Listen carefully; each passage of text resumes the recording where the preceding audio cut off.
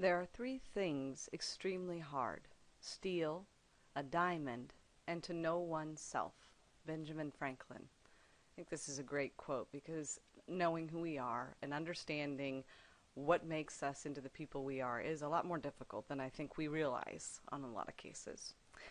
In your text version of this lecture, there's a clip of Lucille Ball and Harpo Marx, who was kind of an iconic character of the 40s and 50s, and they are almost mirroring each other physically.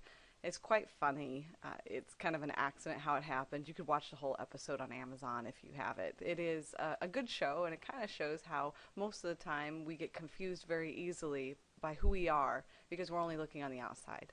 So take a minute, if you've got, pause this video and look at the text-based version of this lecture and watch that 3.5, 4 minute clip and see what snafus Lucy gets into. Now, the self seems like a very simple concept. What is more obvious to ourselves than who we are, right? Is it that simple though? Do we really know who we are or why we became the person we are at any given moment? In reality, these questions are more difficult to answer than it might seem. If someone were to ask you to tell them about yourself, what would you say? Would you respond with something like, well, I'm a student at SWIC. I'm thinking of going into nursing. I like the color pink. Oh, and long walks on the beach. Okay, so maybe that would not be your exact response, but you get the picture. When we think of the best way to describe ourselves, we tend to kind of jump to the obvious things or the simple likes and dislikes that we hold. But what about the rest of you? If you were asked to write an entire book about yourself, what would it take to fill the pages? And how did you get to be the person you are today anyway? These questions and those similar to them are a bit more difficult to answer. So let's take a look at self and how it impacts your interpersonal relationships. So there are basically three categories or three components of the self that composite or compile together to create self as a whole. These three components are self-awareness, self-concept, and self-esteem. And those are the three things we're going to look at today. So each of these is very interactive. They impact each other, and they continue to change as our lives move forward. So here are some brief, simple definitions of those three components. First, self-awareness. It is the ability to step outside yourself. And what this means is to look at yourself from an external viewpoint. Maybe look at yourself through the eyes of a parent or through the eyes of a friend or a coworker. And you view yourself as a unique person, distinct, separate from your surrounding environment. So you are able to see how you impact the world and how the world impacts you. And in addition to that, you're able to reflect on your thoughts and feelings and behaviors. So you have the ability to sit down and think to yourself, okay, I got mad about whatever this situation is. I got really mad here. I need to know why I got mad. And once you do that, then you are able to become a little bit more self-aware. The second component is self-concept. It's the relatively stable, relatively set group of perceptions that you hold about yourself. These are those concrete things that almost never change, and if they change, it takes quite a bit to move them in a direction of change. The third and final component is self-esteem. Self-esteem is basically the overall value. And when I say value, I mean worth. What value, what worth we place or assign to ourselves. So let's look at how each of these three components play a role in the overall self. I like this image here of the kitten looking at himself in the mirror and seeing himself as a lion. I think that kind of illustrates how self-awareness, self-concept, and self-esteem sort of interact to allow us to perceive who we are in a certain way. So self-awareness, let's start with that. Again, it's the ability to step outside yourself and to view yourself as a very unique person, distinct from your surrounding environment, and reflect on your thoughts, feelings, and behaviors. So, can you see yourself from the perspective of others? Do you take the time to try to understand what you do and why you do it? Those are all parts of self-awareness. There are times when I was younger that I really didn't understand why I reacted certain ways to certain things. I'd get angry about things. I'd be stressed about stuff. Maybe I didn't even understand why I enjoyed certain things. Personally, I'm a big fan of sci-fi and fantasy movies and books, and I love to get lost in those movies. Well, it took a long time for me to even realize why I liked them so much. Personally, I figured out that it's a step outside of my current reality, and my reality is pretty hectic and stressful, so it's nice to get away from all of that. So I was able to step outside of my feelings, of my emotions, and understand why I react a certain way to certain things. So what does this say about you? How well do you know yourself? Can you identify why you make the choices you make? Why do you react to things the way you do? If you're unable to reflect on your own behaviors, then you run the risk of allowing emotions to control those behaviors instead of logic and reasoning. You allow, for example, let's think about the idea of anger, because it's one of the most intense emotions. When we get angry about things, sometimes we think we know what they're about. Sometimes we're just angry and we don't quite understand why we are that angry about something. But let's just say you think you know what you're angry about. However, even when it's resolved, you're still angry. You don't quite understand. If you don't take the time to become self-aware, to pick it apart, to define why you're angry, to look at all of the venues, all of the aspects of that anger, and how it was triggered, who triggered it, when was it triggered, why was it triggered, all of those things.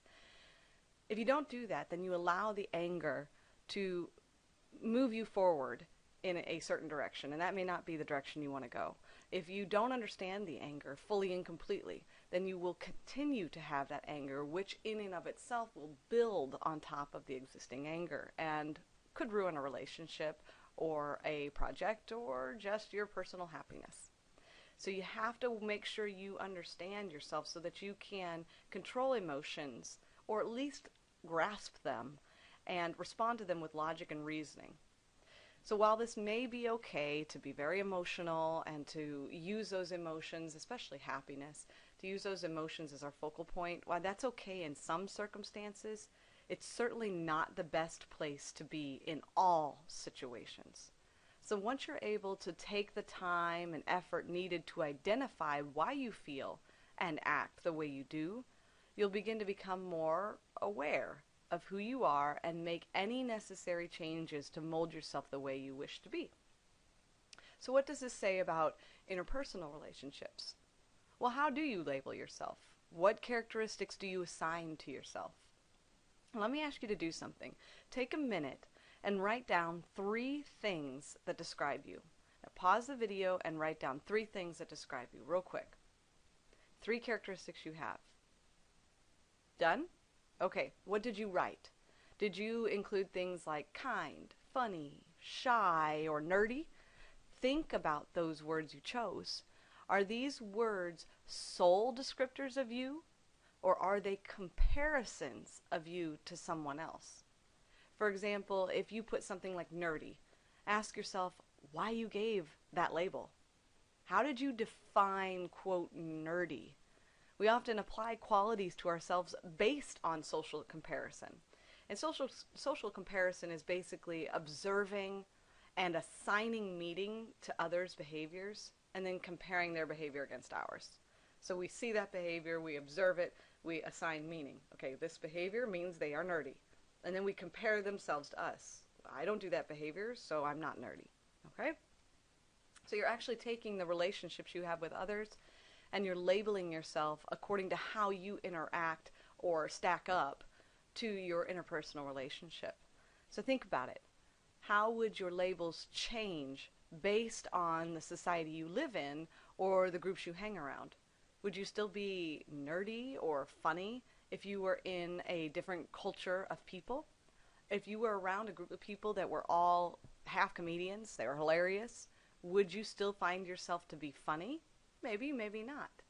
if you were around a large group of people that were very dry and very serious, but you were not, would you define yourself as funny? Probably. It would change based on the group that you're around. Okay? Next, I want you to take a look, again, similar to the Lucy thing, take this video, pause it, and go over to the text-based version of this lecture and watch this 4-minute clip of Pursuit of Happiness. And ask yourself this question: how does Chris perceive himself?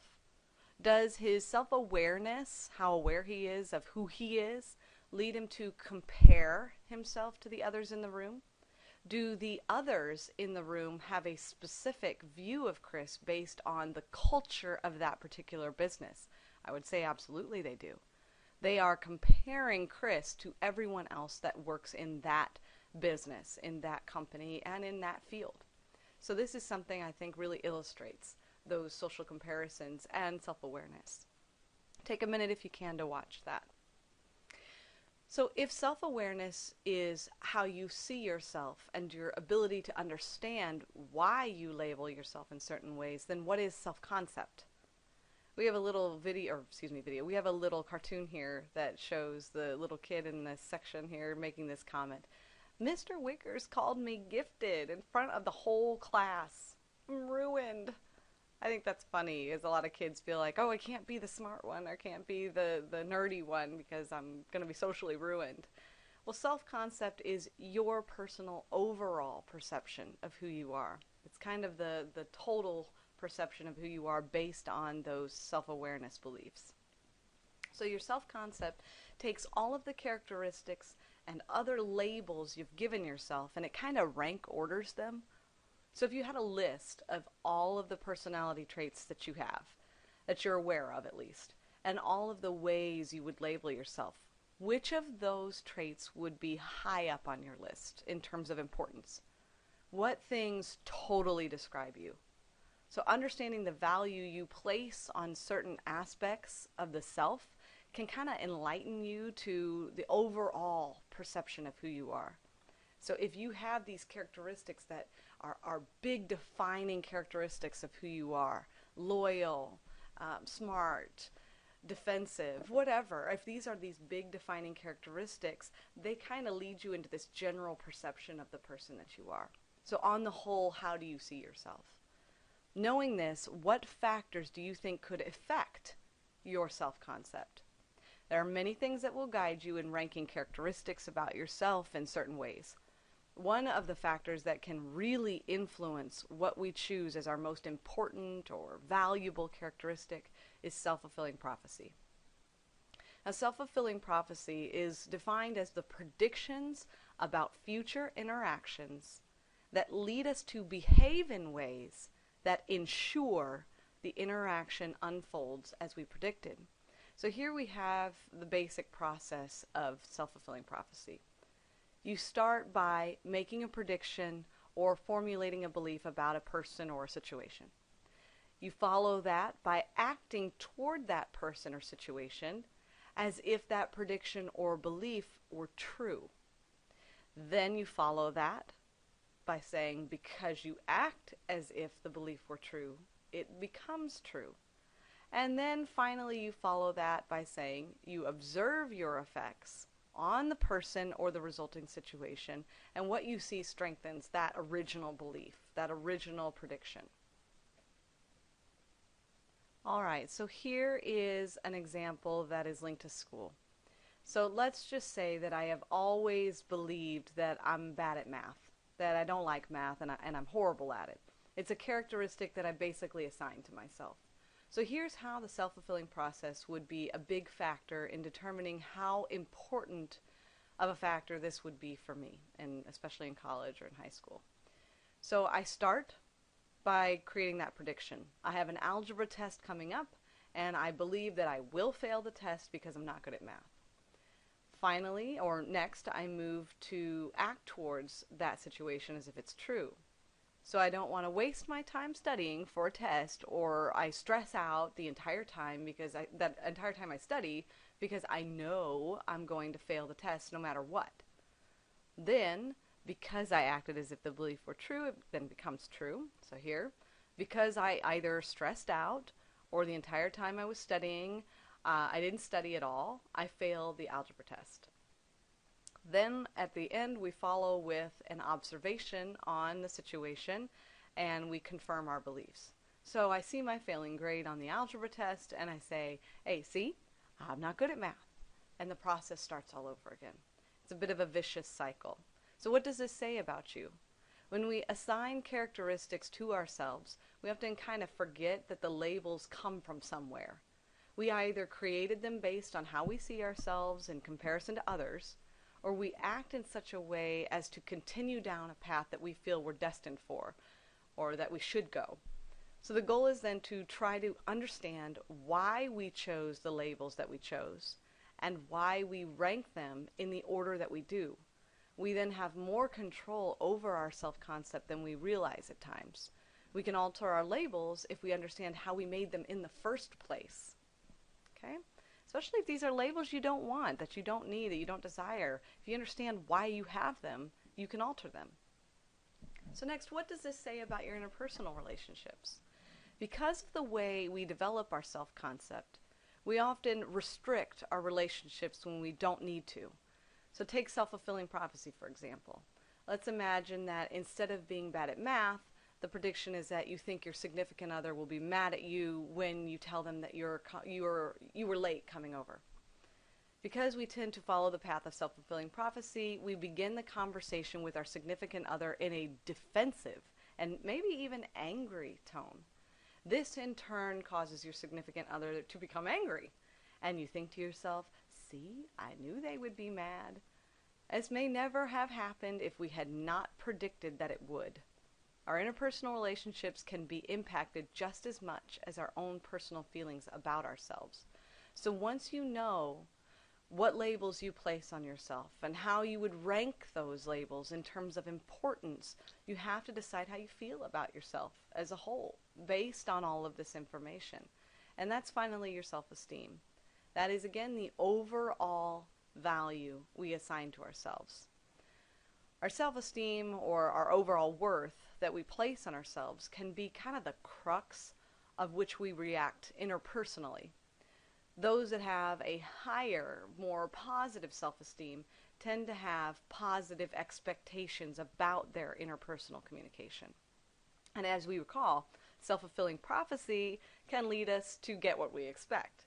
So it can be used positively. If we have high self-esteem and high expectations or positive expectations and we act on those as if they're true, well, we may even end up with them being true. So below is an illustration of how this might work in a given communication instance. So you've got a positive cycle of self-fulfilling. You've got someone that has high self-esteem. They think, I can achieve this, I can do this. They act in a desirable way in order to achieve it, and they reflect on it. Look, it went well. Awesome. Process starts all over again. In a negative cycle, you have a low self-esteem, like in the math. You think, I can't do this, and you act that way. You get an undesirable behavior, an undesirable result. You know, I didn't study for my algebra test because I know I'm going to be bad at it, or I stressed out the entire time. So I get the bad result, and then, look, I failed again. Process starts all over. Now, go back, again, last time to ask you to pause. You can, or when this is over, go back to the text-based version and take our self-esteem quiz here. It's a link in the text-based version of this lecture, and you'll be able to go through, answer just a few questions, and see where your self-esteem level lies. Now, this isn't a be-all, end-all. It's not a fail-safe, foolproof, but it does have some really valuable or interesting information. So take a moment, take that quiz, and see what you come up with. So that's the end of Lecture 2. Hopefully you have received some good information about self as a whole, including the 3 major components of self-awareness, self-concept, and self-esteem.